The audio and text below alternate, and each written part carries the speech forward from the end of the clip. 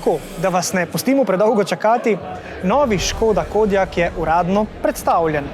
No, ampak še preden ga pogledamo detajle, pa na hitro zavrtimo čas nazaj. Kodiaq je začetnik Škodinega trenda, ki ima na koncu imen črko Q.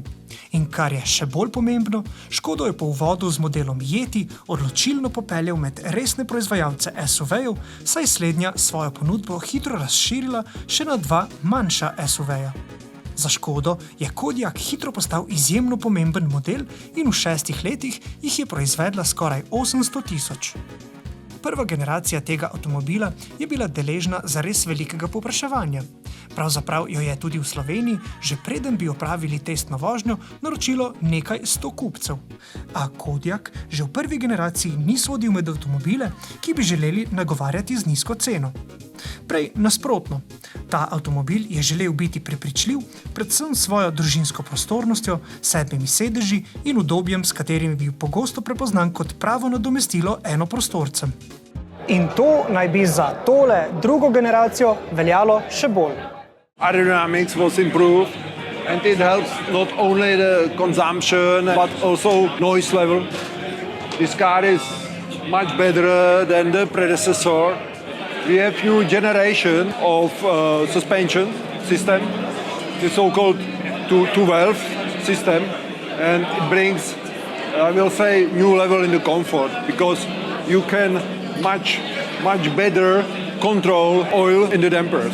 This is a big advantage for this car because it's also a 7-seater, and of course for this case this is more demanding to develop this suspension system than for 5-seater car. This is the, I will say, newest technology for us in the whole Škoda, between all Škoda models.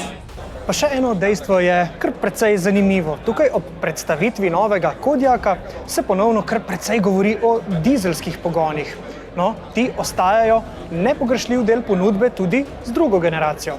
Our portfolio is relatively wide, so therefore we also need the diesel engine. However, for me personally, the combination with TSI engine and PHEV technology is a big favorite. For daily commuting, it's a perfect solution, I will say. No, če tu priključni hibrid, pa popolnoma električnega Kodiaqa ne bo. Ta pogon bo namreč še naprej namenjen modelu Enyaq, pa še nekaterim drugim, ki prihajajo. Notranjost se je v primerjavi s predhodnikom povečala. Tako je, na primer, kar nekaj 10 litrov pridobil prtljažnik v vseh izvedbah.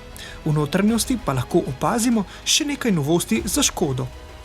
Na primer, novo ročico, s katero samodejni menjalnik zdaj upravljamo za volanskim obročem, pa nova pametna stikala in za nameček še nove Simply Clever rešitve, primerne za dobo intenzivne digitalizacije.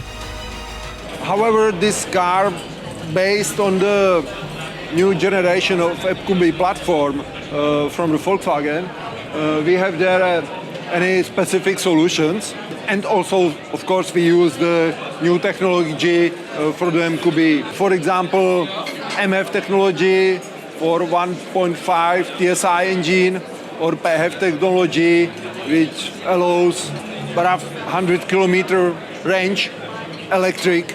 And from the specific topics, Škoda topics, I will mention our smart dials in the interior. They have 4 programmable functions, for example, different functions, and it must be perfect working, intuitive, easy to use during the driving.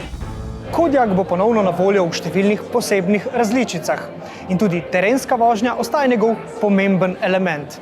Ne nazadnje, največ Kodiaqov, tudi v Sloveniji, so kupci izbrali prav s 4-kolesnim pogonom.